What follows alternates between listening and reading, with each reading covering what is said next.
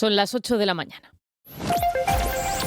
Radio del Principado de Asturias, RPA, Asturias Hoy, primera edición.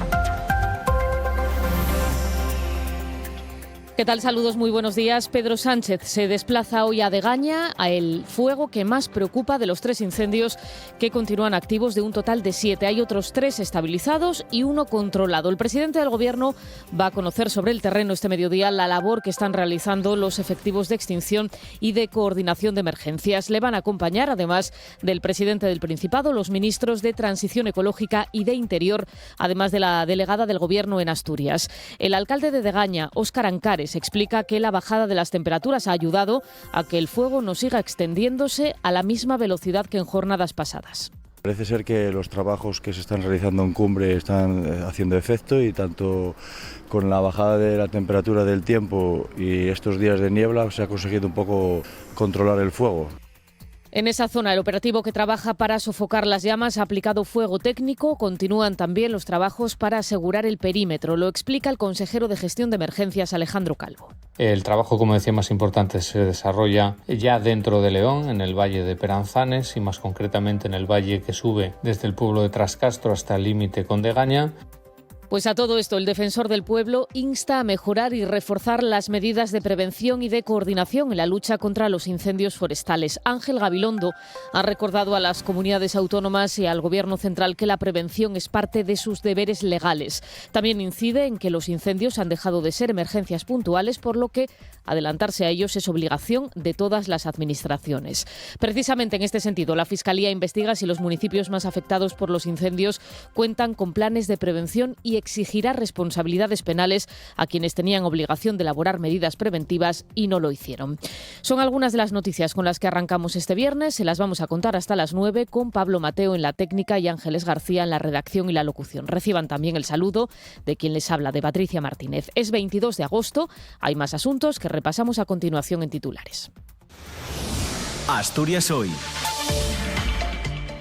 La jueza envía a prisión al detenido por el crimen de Noelia González en Avilés. El juzgado de primera instancia e instrucción número 1 de Avilés acuerda el ingreso en prisión provisional comunicada y sin fianza para el presunto autor del crimen de la mujer de 45 años que fue encontrada muerta el lunes por la noche en su domicilio de La Folleca, en Avilés.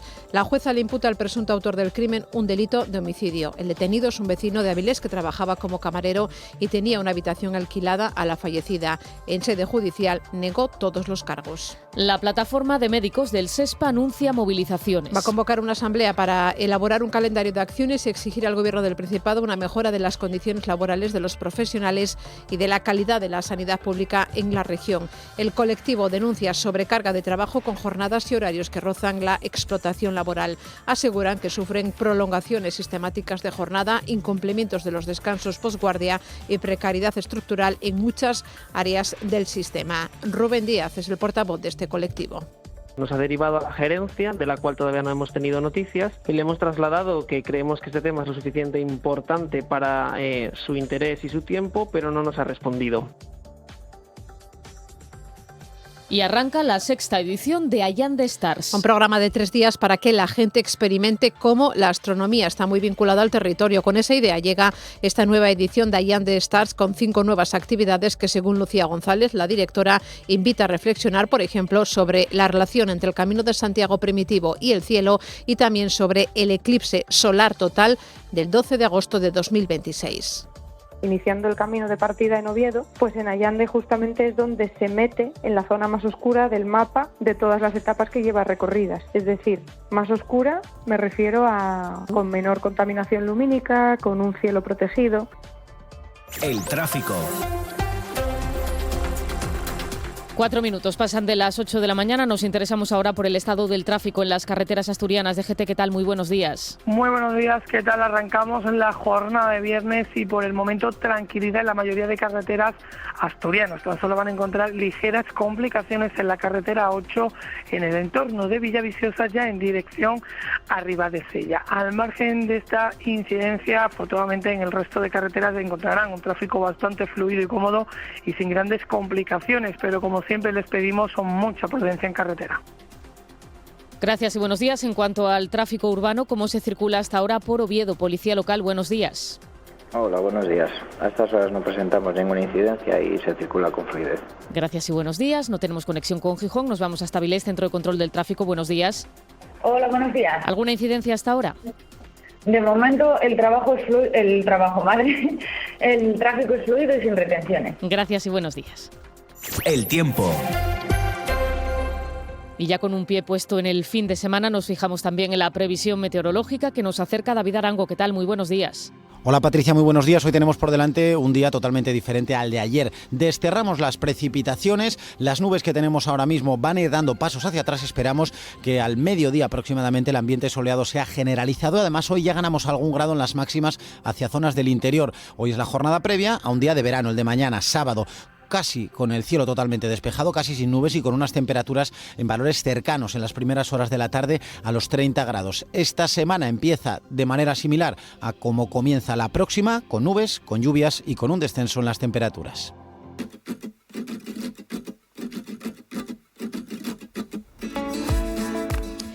Pues ya saben, a partir de las 9, cada día, después de este informativo, lo que hay que oír, y para ello saludamos ya a Arantxa Margolles. ¿Qué tal? Muy buenos días. ¿Qué tal, Patricia? Bueno, con muchísimas por fin viernes, ¿no? Por aquí de llegar. Sí, ya hay ganas, ¿eh? Es que hemos tenido tantísimos contenidos. Ha sido intenso, sí, señor. Sí. Y para rematarlo, pues lo rematamos con más trabajo, porque, mira, vamos a tener un poquito de todo. Hoy yo creo que vamos a volar, pero que no, como dice la canción, no nos va a hacer falta equipaje, porque en nuestra sección de influencers va a estar Vir, que es quien está detrás de esa cuenta de viajes, que es Astur Viajeros. Vamos a conocer también las últimas tendencias musicales, lo último, lo que se mueve en la música en este siglo XXI, cambalache con Elena del Frade, y las últimas tendencias también en moda con Didier, como hace 2 semanitas, que esta semana se va a venir acompañado por Ricardo Villoria, un diseñador que está revolucionando el mundo del diseño y también de la moda. También vamos a tener un encuentro un tanto especial, vamos a intentar que no haya heridos, pero no sé si será posible. Me lo temo. Sí, entre nuestra gaviota y nuestra Caradela, ahí están preparando peligrosas siempre el programa del encuentro, sí. Y bueno, todo esto aderezado, pues como ves, con mucho humor y también mucha actualidad. Pues contenido muy de viernes, efectivamente. Arantxa, que tengáis buen programa y buen fin de semana. Hasta el lunes. Igualmente, Patricia. Están escuchando Asturias Hoy, primera edición. 8 y casi 8 minutos de la mañana. Asturias registra 7 incendios forestales, 3 están activos, otros 3 estabilizados y 1 controlado. Uno de los activos está en Degaña, donde el importante despliegue realizado ha permitido frenar el incendio en la zona de Trascastro, en la primera línea de defensa del fuego, en la zona limítrofe entre las comunidades de Asturias y Castilla y León. Precisamente el presidente del Gobierno, Pedro Sánchez, se desplaza hoy viernes a Asturias para conocer sobre el terreno la evolución de ese incendio forestal en Degaña. Será a partir de las 12:30 y está previsto que mantenga un encuentro con los responsables de los dispositivos de emergencias y de coordinación. En esa visita, Pedro Sánchez va a estar acompañado por el presidente del Principado, por Adrián Barbón, la vicepresidenta tercera y ministra para la Transición Ecológica y Reto Demográfico, Sara Agisen, y por el ministro del Interior, Fernando Grande Marlaska, así como con la delegada del Gobierno en Asturias, Adriana Lastra. Precisamente allí en Degaña, el alcalde Óscar Ancares hablaba de la evolución positiva en el abordaje del fuego en el incendio que más está costando ahora mismo apagar y que lleva desde hace días complicando las labores de extinción. Parece ser que los trabajos que se están realizando en cumbre están haciendo efecto, y tanto con la bajada de la temperatura del tiempo y estos días de niebla se ha conseguido un poco controlar el fuego. No ha pasado para la parte asturiana ya, y ahora están trabajando en un punto estratégico para poder frenarlo, para que no suba en cumbre desde la parte de León. El consejero de Gestión de Emergencias, Alejandro Calvo, señalaba ayer como en Degaña, en la zona de cumbre hacia la vertiente de León, el operativo que trabaja para sofocar las llamas ha aplicado fuego técnico y que continúa los trabajos para asegurar perímetro, ya que es la zona que más preocupa ahora, aunque la situación reconoce que ha mejorado respecto a días atrás.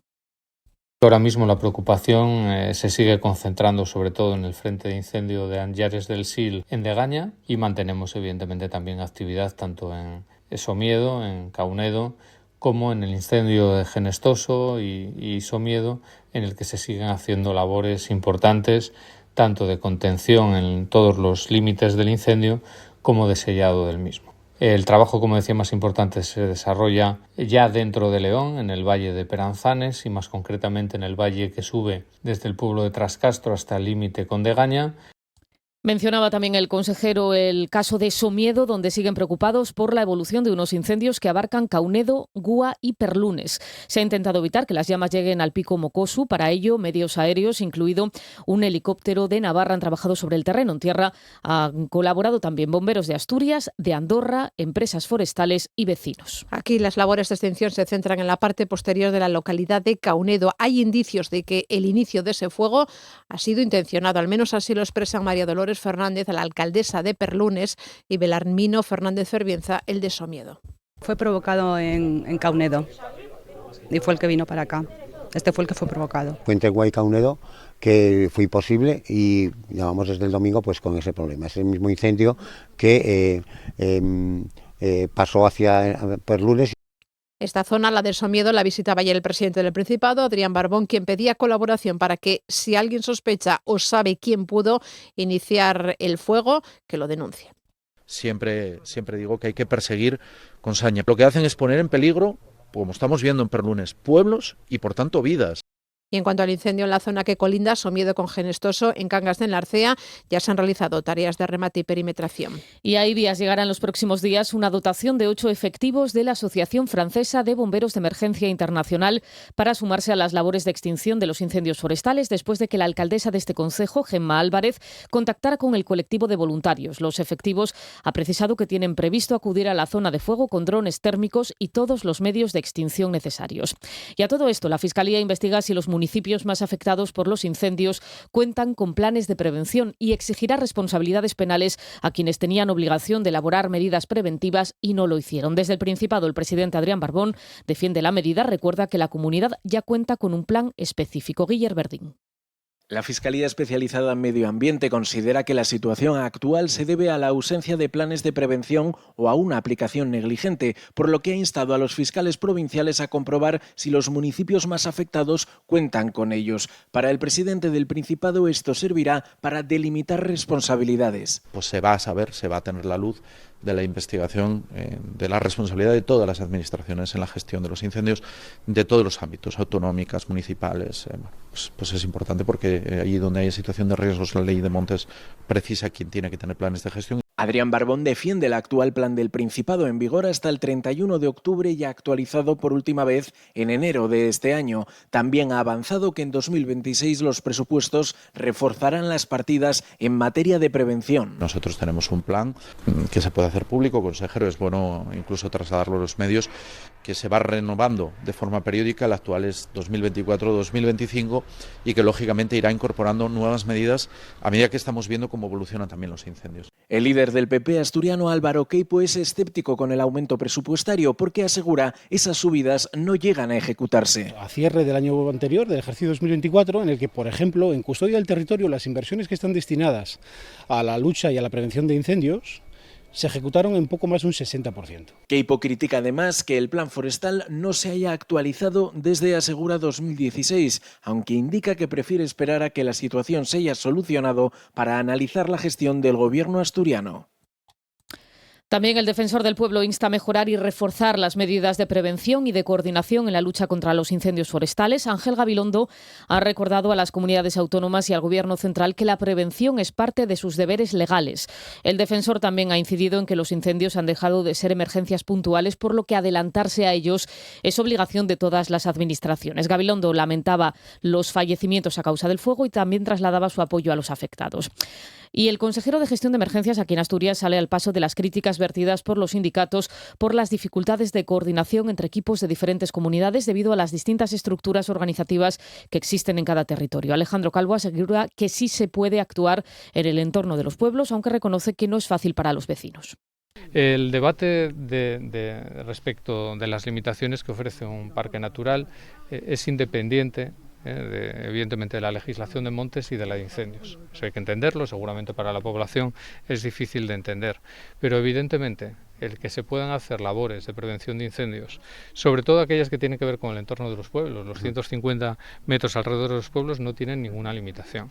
Lo que sabemos es que es una carga muy importante para la gente que vive en el medio rural y por eso se establecen ayudas.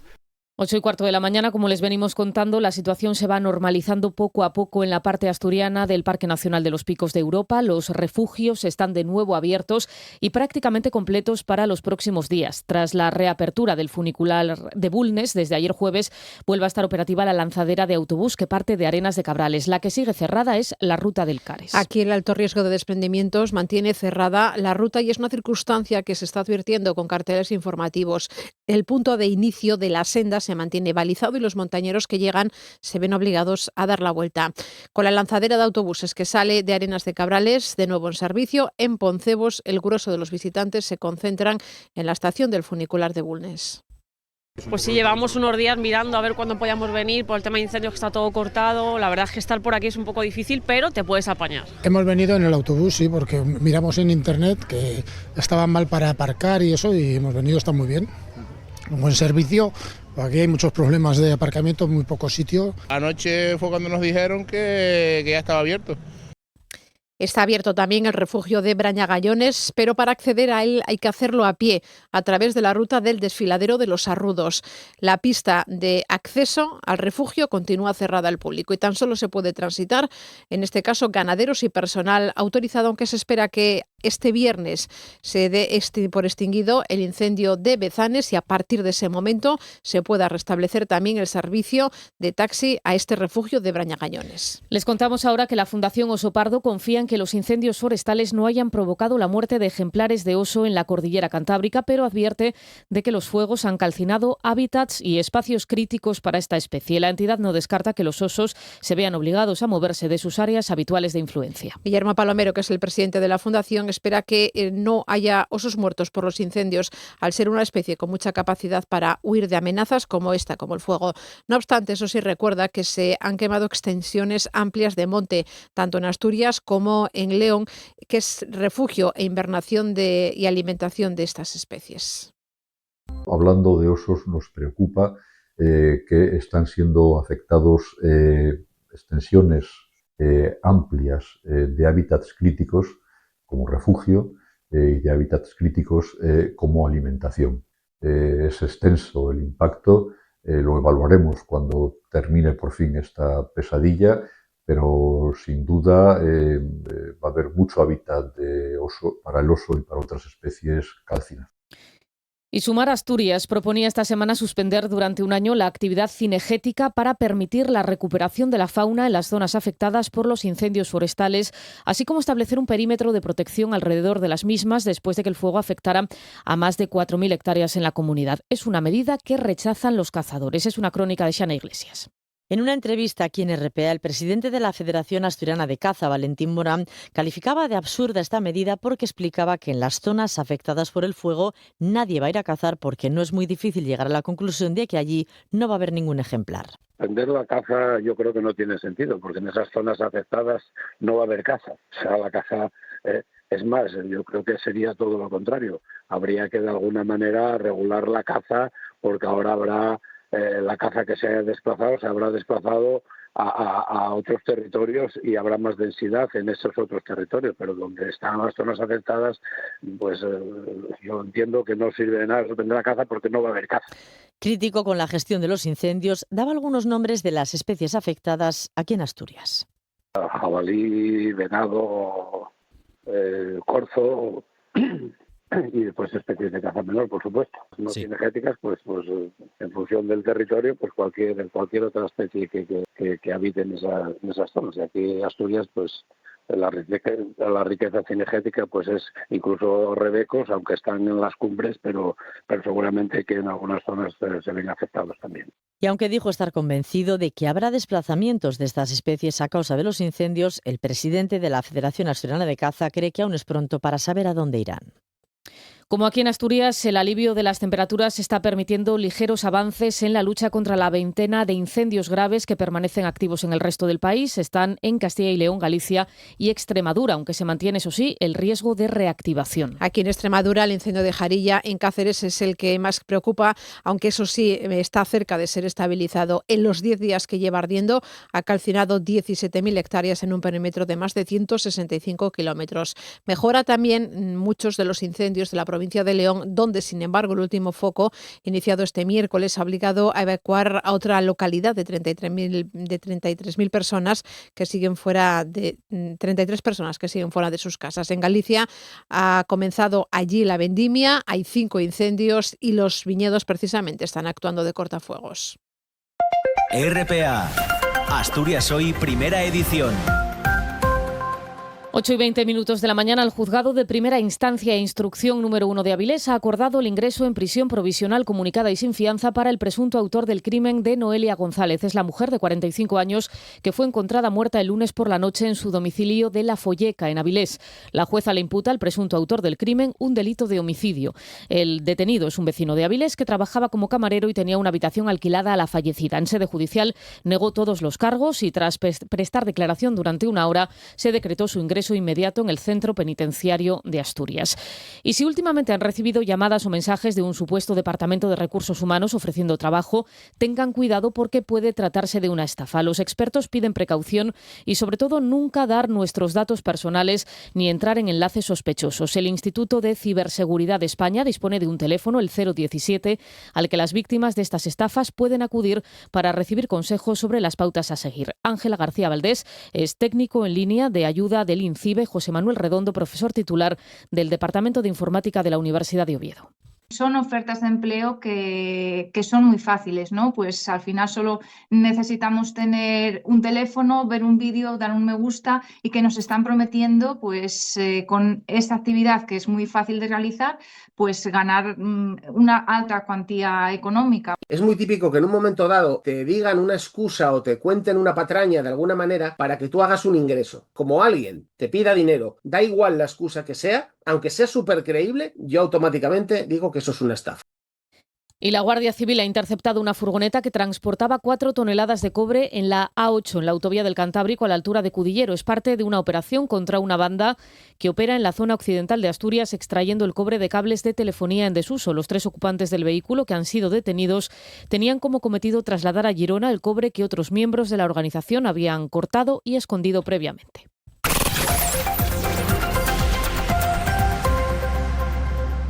La plataforma de médicos del Servicio de Salud de Asturias convocará una asamblea para elaborar un calendario de movilizaciones y exigir al Gobierno del Principado una mejora de las condiciones laborales de los profesionales y de la calidad de la sanidad pública en la región. El colectivo, que agrupa a médicos del SESPA, denuncia sobrecarga de trabajo con jornadas y horarios que rozan, dicen, la explotación laboral. Aseguran que sufren prolongaciones sistemáticas de jornada, incumplimientos de los descansos posguardia y precariedad estructural en muchas áreas del sistema. Tiene todos los datos Xana Iglesias. Reclaman el cumplimiento de compromisos como el correcto pago de la quinta guardia mensual, la recuperación de la paga extra de los médicos residentes y mecanismos para compensar la paga extra del resto de trabajadores sanitarios. La plataforma, que se constituyó en julio, ha reiterado hoy la necesidad de reunirse con la consejera de Salud para abordar todas estas demandas. Consejera que, como aseguraba en una entrevista que daba a esta casa el portavoz de la plataforma de médicos del SESPA, Rubén Díaz, les ha respondido derivándoles a la gerencia.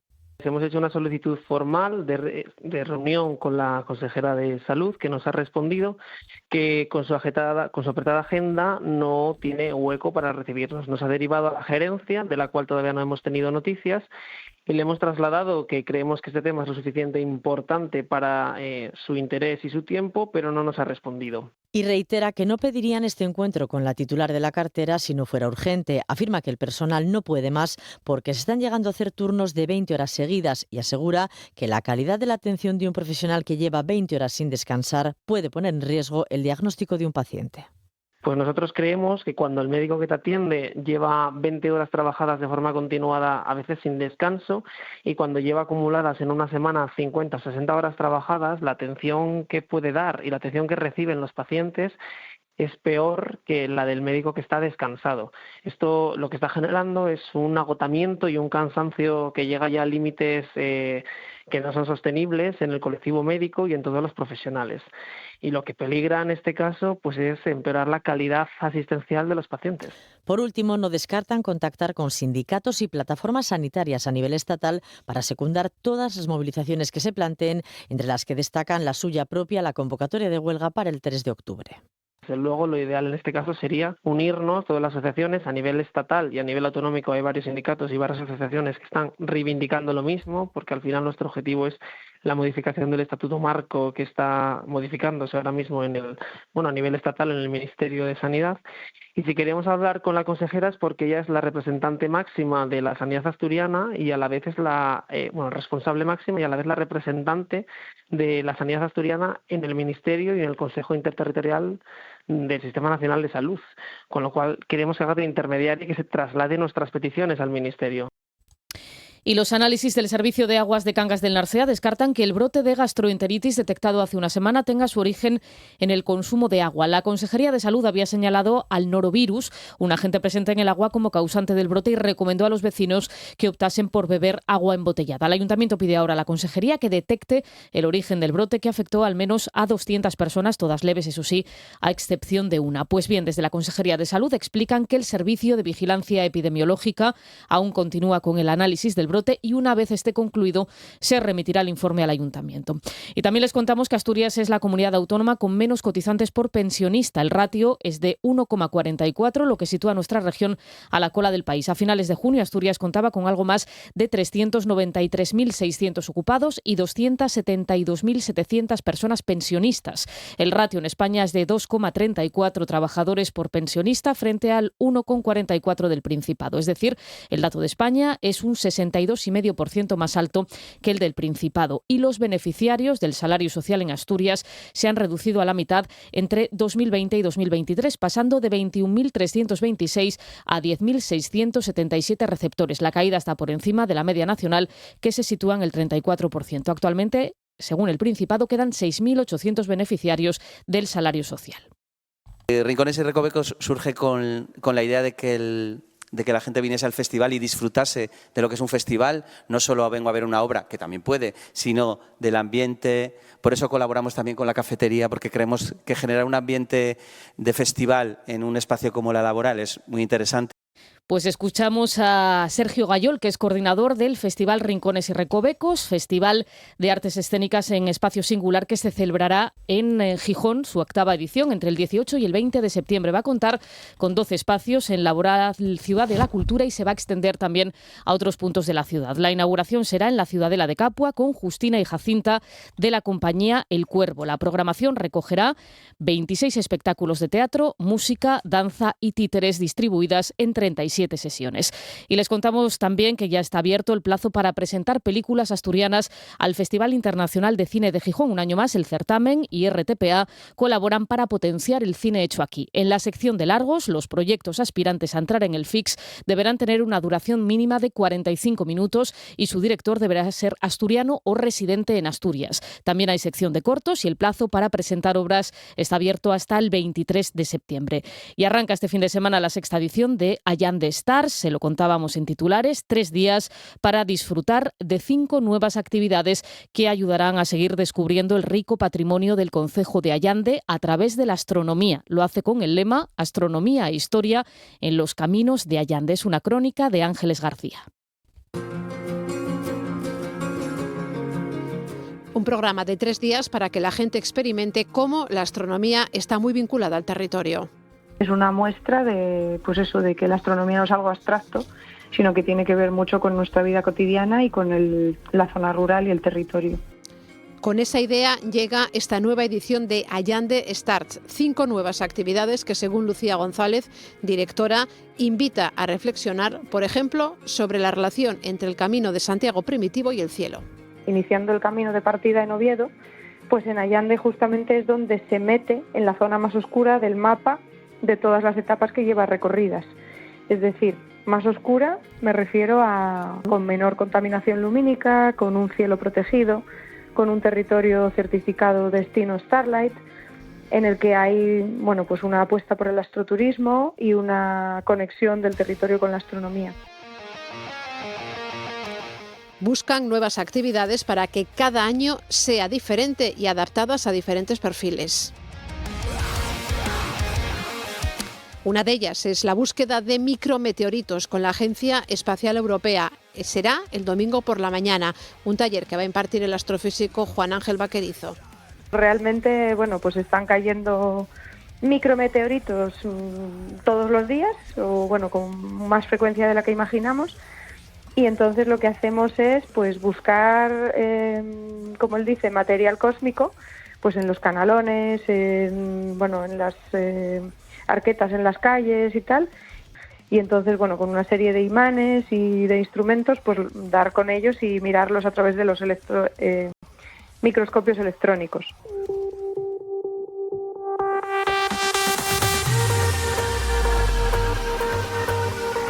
También se va a realizar una ruta a través de los distintos cortinos de Valle de Prada, hablar sobre cómo se comportan los animales durante los eclipses y se va a descubrir la importancia de la astronomía para nuestros antepasados en una visita a los túmulos de Carondio. Además también de prepararnos para el eclipse solar total del 12 de agosto de 2026. Hace más de 120 años que no se ve un eclipse solar total en Asturias. Van a pasar décadas hasta que podamos volver a disfrutar de otro en el territorio. Y después también es muy importante saber, a qué hora empieza, desde dónde puedo verlo, por qué hacen falta unas gafas específicas homologadas para poder disfrutar del eclipse de forma segura. Y no pueden faltar las observaciones guiadas de cielo nocturno, que Lucía González duda que puedan verse algo el viernes, pero el sábado sin problema.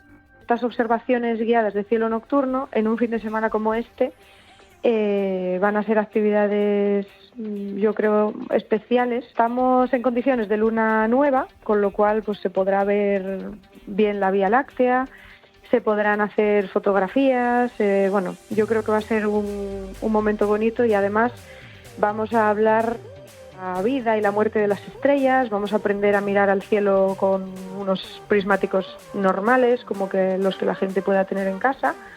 Utilizaremos también, por supuesto, los telescopios. He visto una luz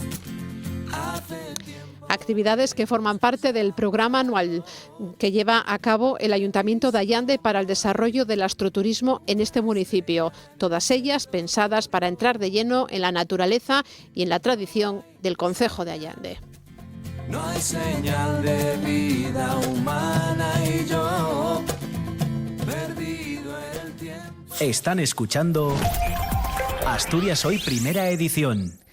32 minutos pasan de las 8 de la mañana. Llevamos ya más de 2 semanas pendientes cada día de la evolución de los incendios, fuegos que este verano han afectado particularmente a Castilla y León, Galicia y Extremadura, también a Asturias, aunque no con la magnitud de los que sufrimos hace 2 años en 2023.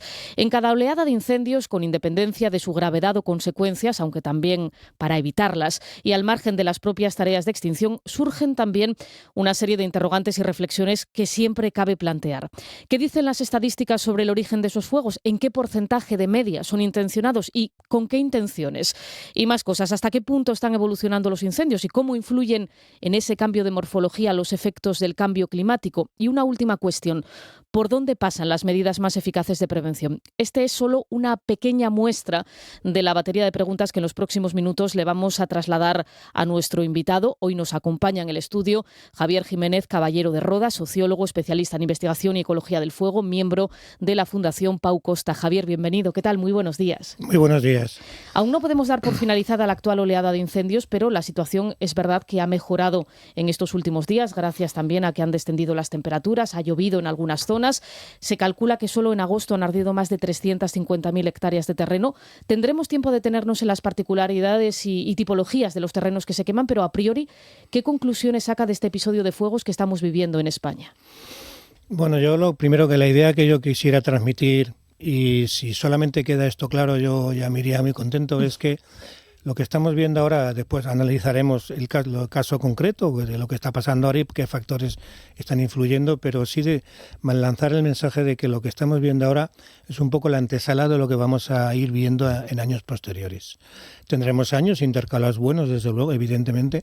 Pero el año pasado, por ejemplo. Sí, pero eso no nos debe hacer olvidar que igual que la tendencia debido a la aceleración del cambio climático y el abandono rural es lo que tenemos, y esto ya lo llevan diciendo los expertos, que el escenario cada vez va a ir empeorando. Esto podía llegar, está llegando, y esto no vamos a recordar el 25 como aquel año que pasó, no. El 25 posiblemente, si no se trabaja bien, pues dentro de unos años hablaremos como un año bueno, quizá. De hecho, este verano se han registrado también grandes incendios forestales en Francia, en Portugal y Grecia ya no constituyen, por así decirlo, ninguna excepción, ya nos sorprenden, ¿no? Y en estos últimos años observamos, por dimensiones y consecuencias, ya que lo apuntaba, que los fuegos cada vez son más grandes, cada vez son más virulentos, se propagan además a una mayor velocidad y por lo tanto son más difíciles de controlar. Este cambio de tendencia deriva de qué factores principales. Antes apuntaba ya algunos. Bueno, básicamente en la POCOSTA, que es donde se está estudiando bastante, y hay más que nada es una plataforma de comunicación y de investigación con otros países del mundo, del ámbito mediterráneo y de otros ámbitos. Los grandes expertos como Marc Castelnau y otros, a las conclusiones que han llegado. Básicamente es nos hemos encontrado o se encuentran con que la energía arriba es bastante más elevada de lo que se espera, y lo que hace es retroalimentar el incendio. La cadena de convección, que al fin y al cabo, para entenderlo bien, lo que es una columna de convección es una chimenea, pero que ya puede llegar a 8.000 metros de altura o más. Ahí cuando llega a ciertas alturas se encuentran unas capas con mucha temperatura. Eso, al enfriarse rápidamente, va creando una convección y un desplome, pero lo que más llama la atención es que las temperaturas no se esperaba que fueran tan altas. Eso retroalimenta los incendios, y es algo que coincide con lo que llevamos viendo. Yo he estado viendo cuando investigaba incendios y cuando hablo con bomberos y bomberas, que hablo con muchos, que a ver los incendios cuesta más apagarlos, donde esperas que se vayan a parar porque se han parado siempre ahí y no paran, y que cuando llega la noche siguen. Eso nos está diciendo que en algún sitio, aparte del combustible, está cogiendo energía, y es arriba.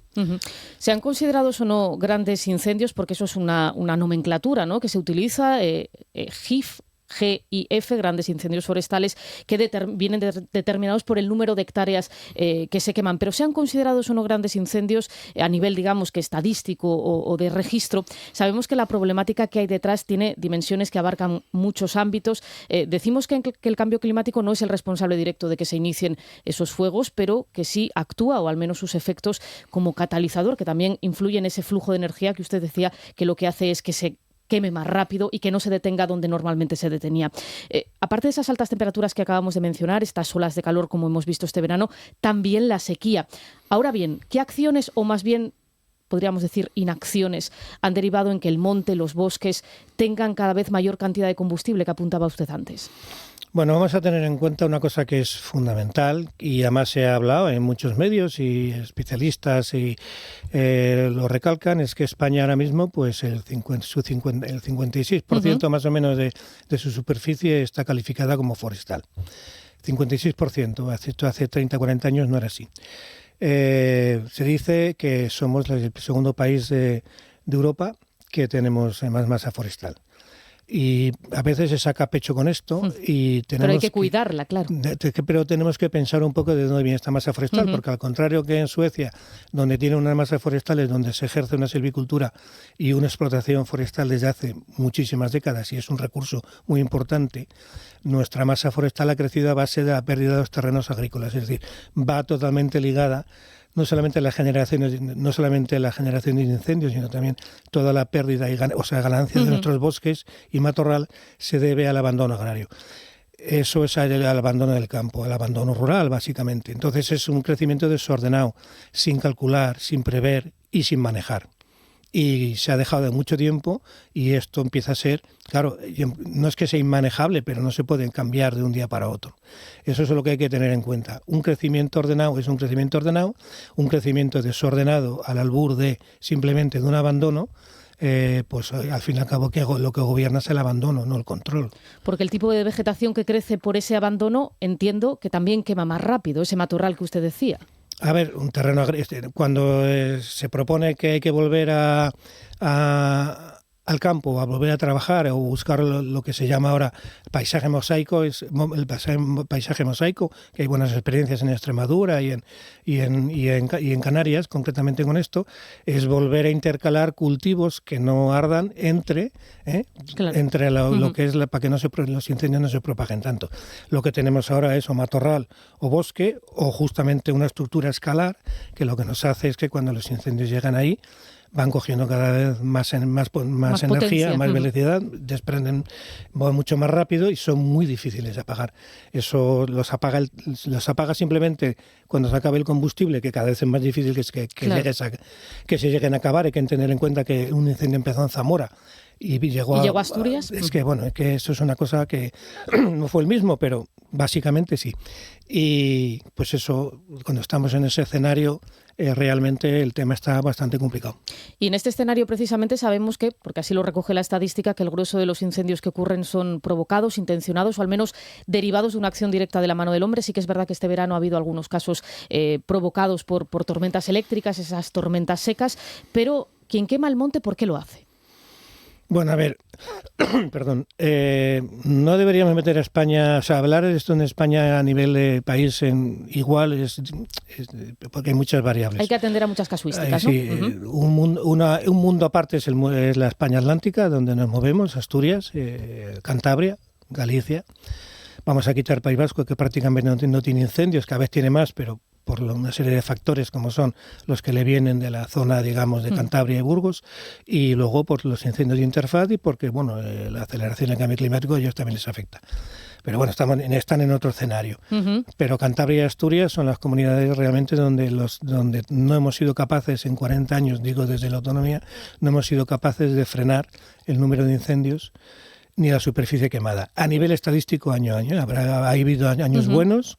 Ha habido años donde todos los medios de extinción funcionaron bien, había muchos medios y eso dio su resultado, que al final yo creo que se ha vuelto en contra y no somos capaces de frenarlo.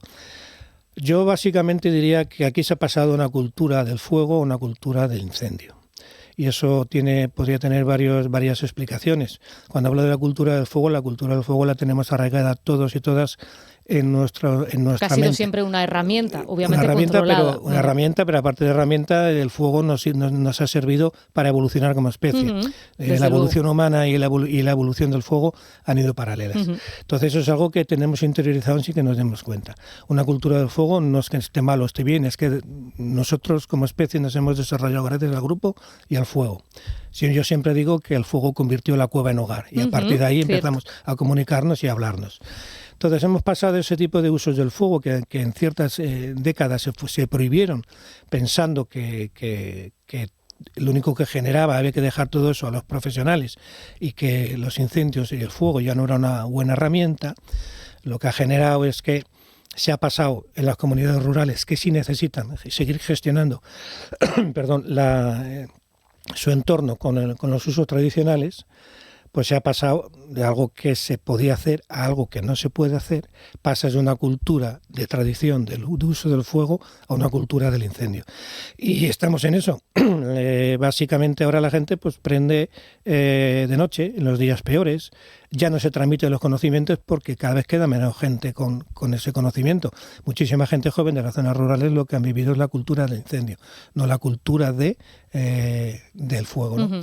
Eso es uno de los aspectos importantes que hay que tener en cuenta. Por lo tanto, al margen de pirómanos, incendiarios y esos que llaman terroristas del mechero, cree que hay mucha gente de la que quema que lo hace cuando no debería por desconocimiento, ¿no? Y en ocasiones me imagino que por imprudencia también. Por lo tanto, yo le pregunto, ¿falta pedagogía en torno al fuego? ¿Falta formación?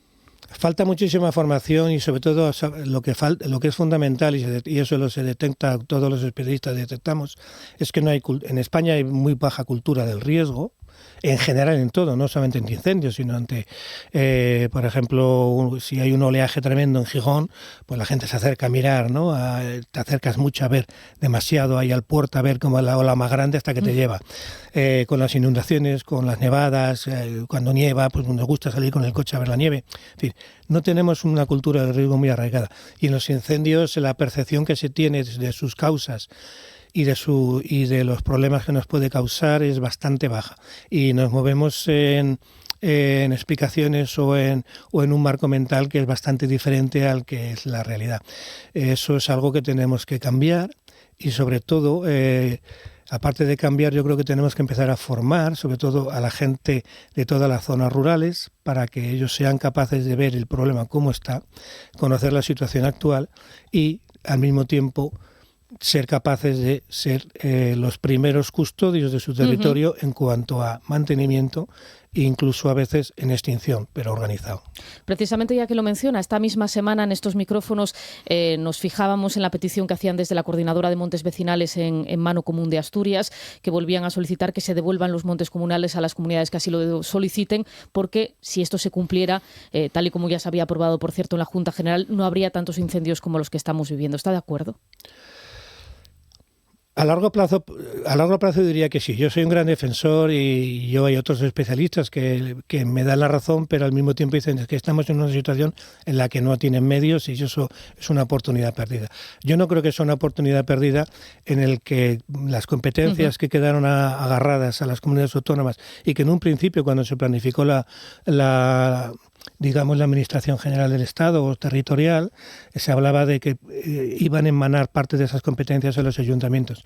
Eso no se ha hecho y cuando se ha hecho sin medios técnicos y sin medios económicos. Entonces los ayuntamientos están habituados a vivir un poco, sobre todo hablo de ayuntamientos pequeños y con poco presupuesto, a coger las responsabilidades que tienen, la mínimo que pueden hacer y más que nada a pedir que hacer. Vale.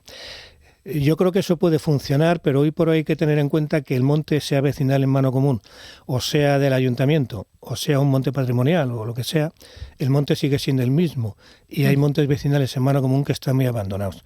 Yo entiendo que eso puede funcionar, pero hay que crear la mentalidad de comunidad y de tener un objetivo y trabajar, porque por cambiar la nomenclatura o la propiedad del monte no cambia la realidad. No cambia la realidad. Tenemos que ser conscientes de eso. Y si somos conscientes de eso, bueno, el formato que elijamos o que vayamos, yo creo que el comunitario es bastante bueno. Además lo necesitamos.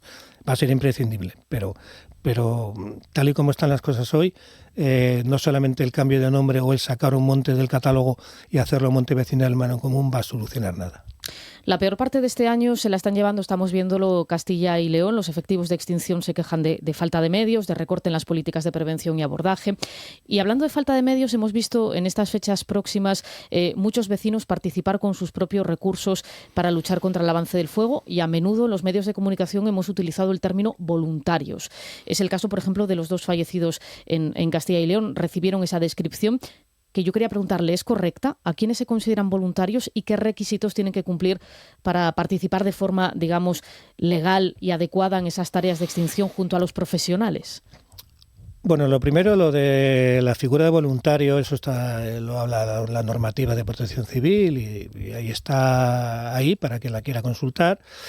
Primero decir que el origen del voluntariado en la extinción de incendios es histórica, porque en todos los sitios, prácticamente en todos los sitios del mundo al principio eran voluntarios. Hay países que nos puede sorprender, como Chile, que tienen enormes incendios forestales en su zona mediterránea, incendios enormes que en un incendio solo quema bastante más de lo que se está quemando en España ahora. Son voluntarios. En Noruega son voluntarios, Suecia también. Eso es Entiendo algo que voluntarios con formación. Voluntarios con formación. Claro, es que un voluntario es una persona formada que entra en un operativo que va a estar a las órdenes con unos medios de seguridad, unos EPIs y unos conocimientos claros. Eso es lo que yo llamo un voluntario. No un vecino que sale con un caldero, vaya. Cuando tú tienes que... Claro, pero el problema es cuando tú tienes que utilizar, en Castilla se ha utilizado históricamente siempre las cubas, sobre todo con purín, para apagar los incendios que muchas veces afectaban a terrenos agrícolas y eso funcionaba. Es normal que la gente quiera colaborar, sobre todo cuando ve que va a quemar lo suyo. Su casa, claro. Sí. Pero yo esto lo llamo espontáneos, no lo llamo voluntarios, porque tú no puedes exponer, se ve en la fotografía, gente con una vestimenta, pantalón corto, una camiseta, un pantalón vaquero, ni siquiera subido a un tractor. Esa persona está en un claro riesgo, sobre todo, ya digo, por la tipología y la intensidad y la forma de comportarse el fuego ahora, que también le hemos oído como alcaldes o incluso técnicos que estaban diciendo esto. No entendíamos cómo el fuego derivaba de tantas maneras. Lo esperado era esto y siempre iba por otro lado. Exacto. Entonces, meter gente fuera del operativo en ese sentido es un riesgo grande. Javier, por cierto, a propósito de la legislación, estos fenómenos tienen también una deriva o una vertiente administrativa y es en torno a la gestión de los espacios.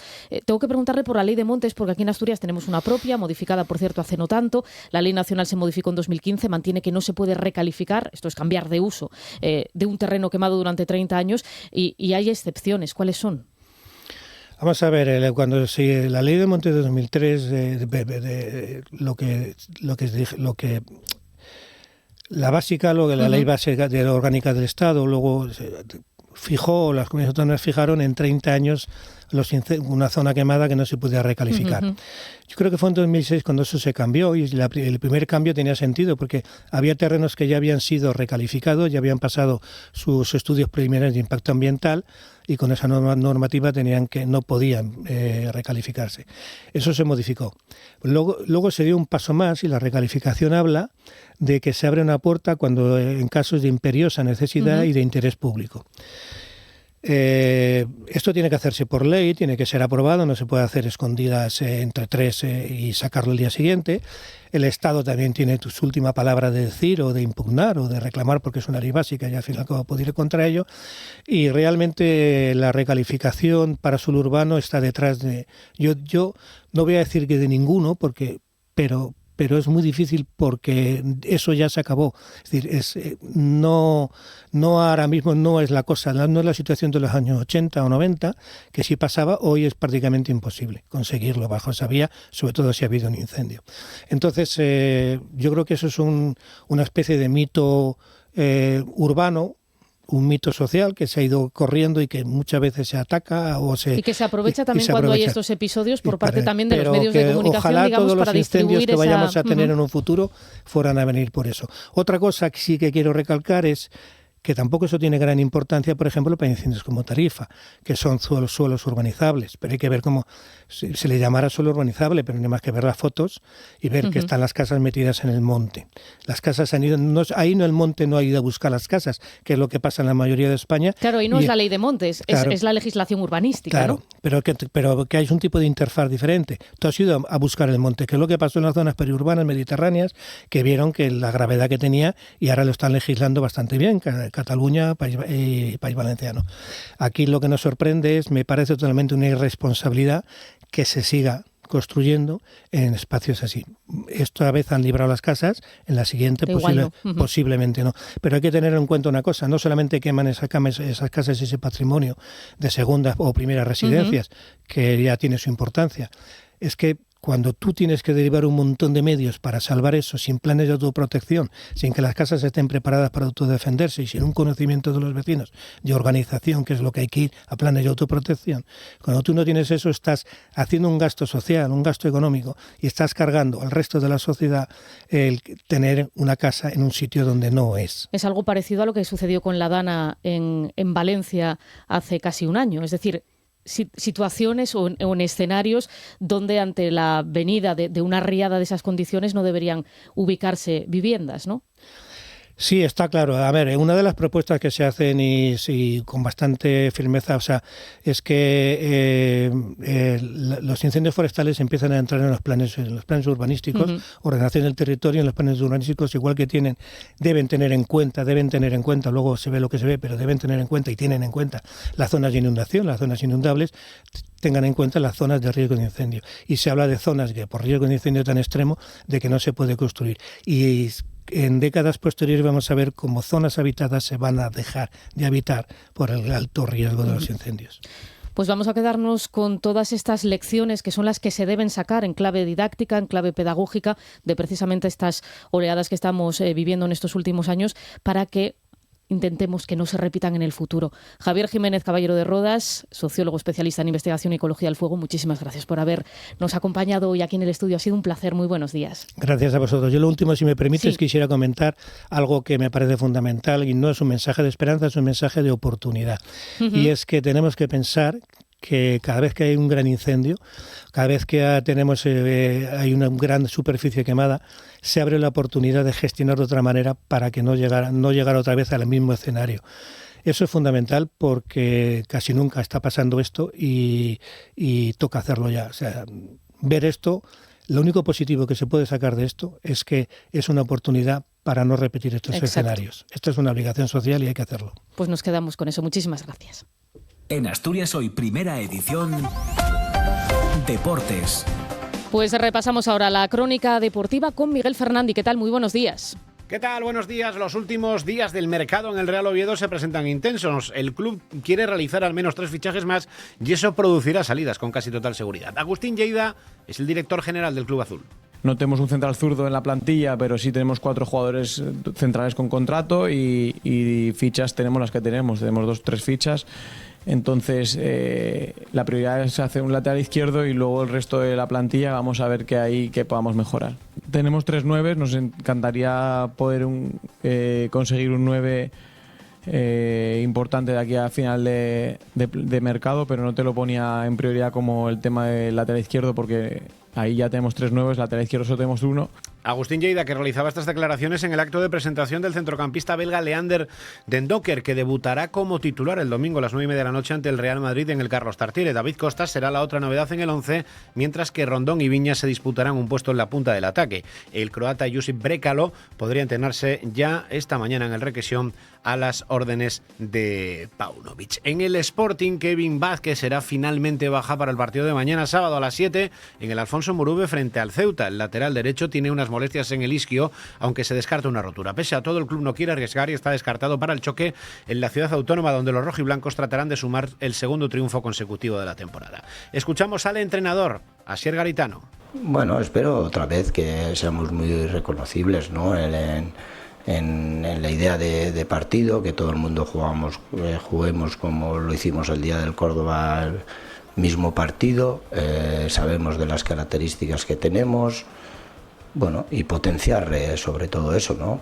Sabiendo de las virtudes muchas que tiene el Ceuta. El Sporting partía a Ceuta a las 6 de esta mañana, por delante un largo viaje para entrenar en tierras ceutíes esta tarde. Los partidos del Real Oviedo y del Real Sporting los podrán escuchar en directo en tiempo añadido. Y nos llegan buenas noticias desde el Mundial de Piragüismo que se está disputando en Milán. El K4 femenino, en el que participan las asturianas Sara Uzanda y Lucía Val, hizo una gran regata en las semifinales, quedando primera por delante de China y Noruega, las otras 2 embarcaciones que se han ganado el pase a la final, que se va a disputar hoy a las 3:18 de la tarde. Asturias Hoy, en clave económica. 3 minutos para que den las 9. Esperábamos un cierre en rojo, pero finalmente este jueves el IBEX acabó la sesión ligeramente arriba, por encima de nuevo de los 15.300. Se mantiene así el índice en máximos de 2007. Hoy viernes habrá que estar pendientes a partir de las 4 de la tarde, hora española, de la intervención de Jerome Powell, del presidente de la FED, en el simposio de Jackson Hole. José Antonio Antuña, director de Renta 4 Gijón, ¿qué tal? Muy buenos días. ¿Qué tal, Patricia? Buenos días. Un poco contra pronóstico se lograba ayer un cierre en positivo, muy plano, pero que permite al selectivo recuperar los 15.300. Última sesión de la semana, pendientes de Jackson Hole, cuya conferencia principal, la de Powell, será antes del cierre del mercado aquí en Europa. Por lo tanto, ¿cómo se presenta este viernes en términos bursátiles? De inicio vamos a hablar de caídas, tímidas caídas, 0,20 marcando caídas el IBEX, también el Eurostock, con lo cual, pues bueno, iniciamos como hemos iniciado buena parte de estos días, aunque es verdad que, como bien decías, ayer al final salvamos el día, gracias a que conocíamos unos PMIs a nivel en mundial, pero en Europa en concreto, pues que han salido por encima de lo esperado. Y yo creo que eso fue minorizando un poco las pérdidas, y el IBEX, a pesar también un poco del lastre de Telefónica que tuvimos ayer, pero apoyado por los bancos y por las eléctricas, sí que consiguió acabar en positivo, cuando otros índices, por ejemplo el Eurostoxx, sí que cerró ligeramente en negativo. Hoy volvemos a abrir en negativo y, como bien dices, pues la clave está en esa comparecencia de Powell, que encima pues eso nos pilla antes de que cierre el mercado, con lo cual yo creo que va a tener su implicación. Es verdad que esperamos que el mensaje de Powell sea cauto y muy condicionado a los datos, pero como es habitual. Sí, pero está en una decisión muy compleja, ¿no? Lo venimos comentando. Tiene un mercado laboral con claros signos de enfriamiento. Tiene una inflación persistente, creo que son 53 meses consecutivos de inflación por encima del 2%, y tiene esa presión política que hemos venido comentando, ¿no? Con lo cual es una decisión que va a ser complicada, la de los tipos de interés, que además me preguntabas, creo que fue la semana pasada, y hablábamos de que casi el 100% de probabilidades de que bajaran los tipos en septiembre. El mercado ya la ha bajado al 75%, ¿no? Con lo cual muy pendientes de lo que pueda desgranar Powell en cuanto a esa política monetaria. Pues ya sabemos que fluctúan precisamente esas opciones y que todavía queda mucho de eso, de hecho, para esa reunión de tipos de la Reserva Federal, que será casi ya a finales del mes de septiembre. Veremos qué se desgrana hoy de esa conferencia de Jerome Powell y lo comentamos el lunes. José Antonio Antuña, que tengas buen fin de semana. Gracias, buen fin de semana para todos. Pues se quedan ahora con lo que hay que oír. Este equipo regresa el lunes puntual, ya saben, a partir de las 8. Que disfruten del fin de semana.